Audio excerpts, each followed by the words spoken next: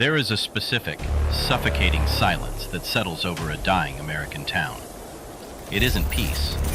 It's the breathless quiet of a predator waiting in the dark. It's the sound of the American dream turning inward, cannibalizing itself behind the drawn blinds and manicured lawns of dead-end cul-de-sacs. Out here, secrets don't just fade, they ferment. In the cold dawn of January 2021, that predatory silence swallowed Maya Millete whole. A mother of three, erased from the earth the moment she dared to ask for a way out of a marriage that had become a psychological prison. As the March 2026 trial looms, the rust of this town is peeling back to reveal the arterial spray of a collapsing mind. Larry Millete didn't just try to disappear his wife. He tried to manipulate reality itself, dragging his family into an abyss of obsession and occult desperation. Some domestic disputes end in divorce court. This one ended in a slaughter of the soul. And the truth, rotting beneath the floorboards, is enough to make you lock your doors and never trust the person sleeping beside you again.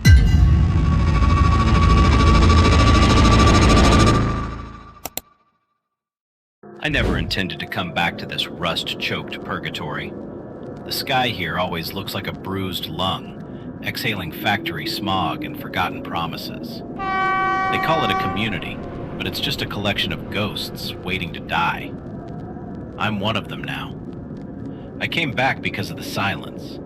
Not the quiet of the woods, but the suffocating, heavy silence of a town ignoring a monster in its own backyard. In January 2021, Maya Millete was planning her escape.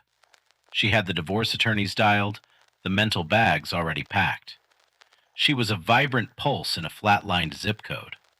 And then, she simply evaporated into the frozen air. The local department treated it like a standard runaway wife cliché. But I know this dirt. I know exactly what it buries. Larry Millete played the devastated husband with the stiff, rehearsed awkwardness of a department store mannequin. While hundreds of volunteers combed the jagged, icy ravines, Larry sat inside his suffocatingly immaculate house, surrounded by his obsessive arsenal of firearms, staring blankly at the walls. He didn't search, he just waited. The town whispered, of course. Behind varnished church pews and across sticky diner counters, they muttered about Larry's temper, his paralyzing paranoia. But nobody stepped out of line. It's the golden rule of the Rust Belt. You don't look too closely into your neighbor's basement. But the official file was going cold, gathering dust as the March 2026 trial date hung over us like a rusty guillotine. It felt too clean. Men like Larry, absolute control freaks, they don't leave nothing behind. They leave monuments to their own arrogance. I started walking the jagged perimeter of their property, right where the dying lawn bled into the industrial woods. The ground was hard, unyielding, but near the throat of an abandoned storm drain, the earth looked bruised, recently disturbed. I dug. The frost tore at my cuticles until I hit metal. An old, surplus ammunition box. Inside wasn't a weapon. It was worse. It was the physical manifestation of a rotting mind. A crude, terrifying altar. A photograph of Maya, her eyes violently gouged out with a ballpoint pen. And beneath it, a stack of printed transactions from the darkest corners of the web. Hexes. Blood bindings, desperate digital attempts to paralyze her will. The paper was damp, reeking of mold and malice. This wasn't a cold case anymore. It was bleeding.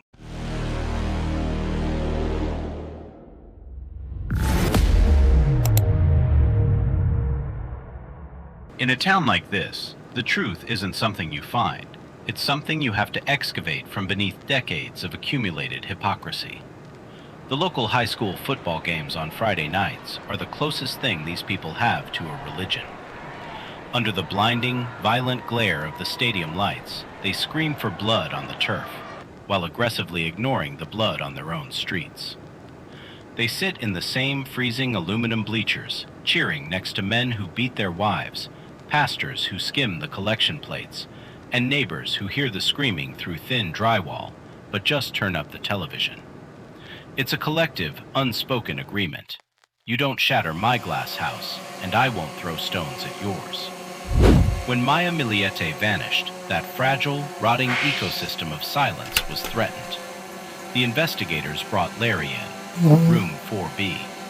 The fluorescent lights humming overhead like a dying hornet. The interrogation room is designed to strip away your humanity, to make you feel small, cornered. But Larry didn't shrink. He sat there, a black hole absorbing the light. The detectives pressed him. They threw the timeline at him, the unanswered calls, the chilling fact that his wife's car was still parked in the driveway, her phone shut off exactly when he claimed to be sleeping soundly. They expected a crack, a tear, the frantic, messy panic of an innocent man whose world has just violently collapsed. Instead, they got a masterclass in subtext. Larry's pulse never spiked. His voice was a flat, dead drone. He spoke about his missing wife with the detached, clinical precision of an actuary reviewing a misfiled tax return. He was too calm. It wasn't the numbness of shock, it was the chilling composure of premeditation. He had rehearsed this. Every shrug, every calculated sigh was a performance for an audience of two detectives. But the cracks weren't in Larry's physical demeanor. They were in the digital trail he arrogantly thought he had scrubbed. Men like him always think they are smarter than the system. They confuse cruelty with intellect. Investigators started pulling the threads of his digital life, and what unspooled was a suffocating web of extreme psychological control. Months before Maya disappeared, Larry wasn't just a jealous husband, he was a desperate warden losing his grip on his favorite prisoner. And then there were the neighbors. I spoke to a woman 2 houses down, an elderly widow who spends her days tending to dying rose bushes and watching the street through parted blinds. She confessed, her voice trembling like dry paper, that she had heard the fights, the guttural, terrifying arguments that shook the floorboards. She saw Larry pacing the yard at 2 a.m., staring at Maya's car like it was an enemy combatant. Did she call the police? No. She went to church on Sunday, dropped a $10 bill in the brass plate, and prayed for her own salvation. This is how a woman disappears in plain sight. Not by magic, but by the willful, collective blindness of a community terrified of its own reflection. Larry banked on it. He knew the town would rather look away than look him in the eye. But there was one thing Larry didn't account for: a microscopic detail. Something so terrifyingly small, so seemingly insignificant, that it slipped right past his obsessive need for control.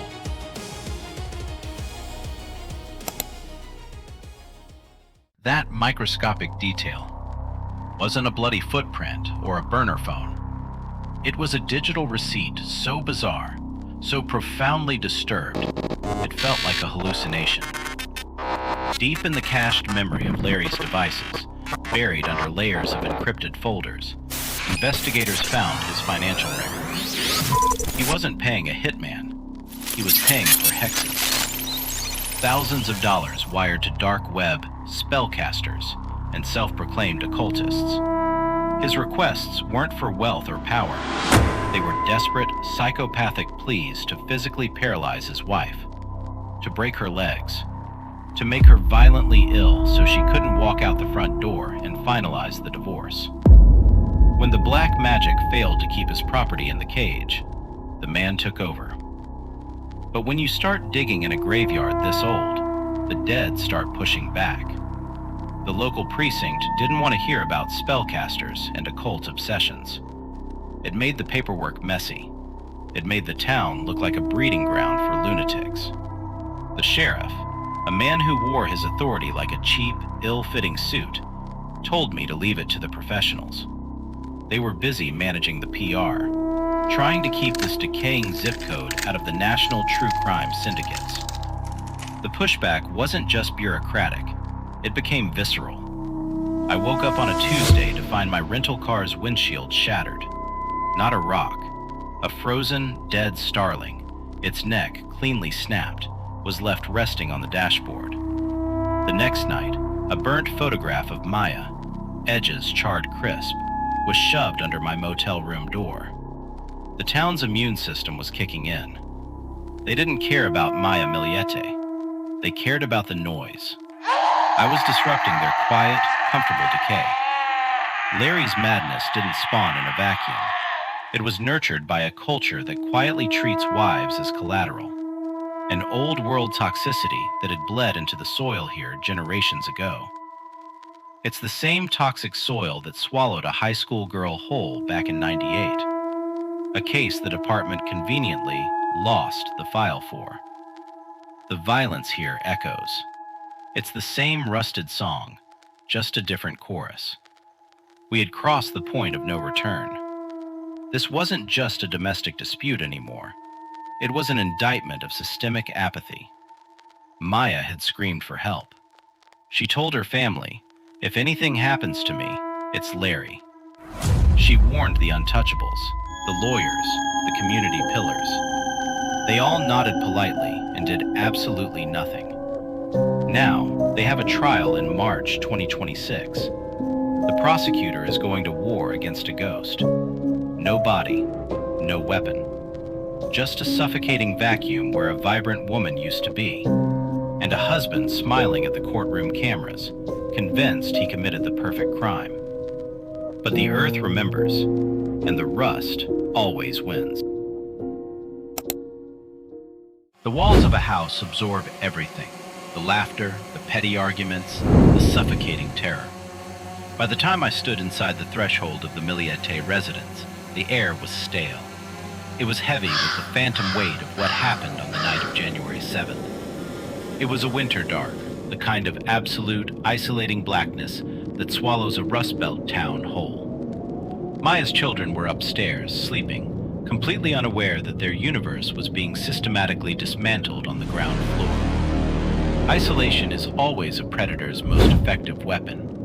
Larry had spent months trying to quarantine Maya, attempting to sever the lifelines connecting her to her family, replacing them with his own paranoid control. That night, the tension finally snapped. The final, horrifying clue in this case wasn't a smoking gun. It wasn't dug out of the frozen earth, and it wasn't pulled from a dark web server. It was found through a painful sacrifice of hope. Maya's family had to surrender the comforting illusion that she had simply walked away to clear her head. Her sister, voice hollowed out by grief, handed over the final text messages, a digital SOS, sent from a woman who knew the walls were closing in. Then came the neighborhood surveillance footage from that exact lonely hour. Larry, awake in the dead of night, repositioning his black Lexus, backing it flush against the garage door. It wasn't the erratic movement of a panicked man. It was the calculated, mechanical preparation for a gruesome errand. He didn't just extinguish a light that night. He stole the sanctuary of his own children, transforming their home to a tomb for the sun.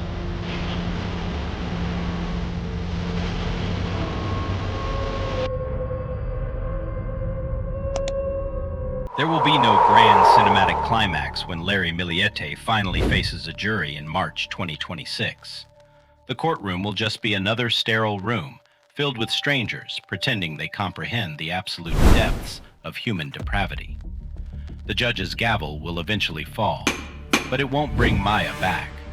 It won't unshatter the minds of 3 children who had to learn that the monster hiding in the dark was the same man who kissed them goodnight. There are no heroes in this Rust Belt tragedy, only survivors, carrying the dead weight of a silence they didn't ask for. As I drive out of this town, the abandoned iron mills still loom on the horizon like rusted tombstones. The streets are perfectly quiet again. The illusion is safe.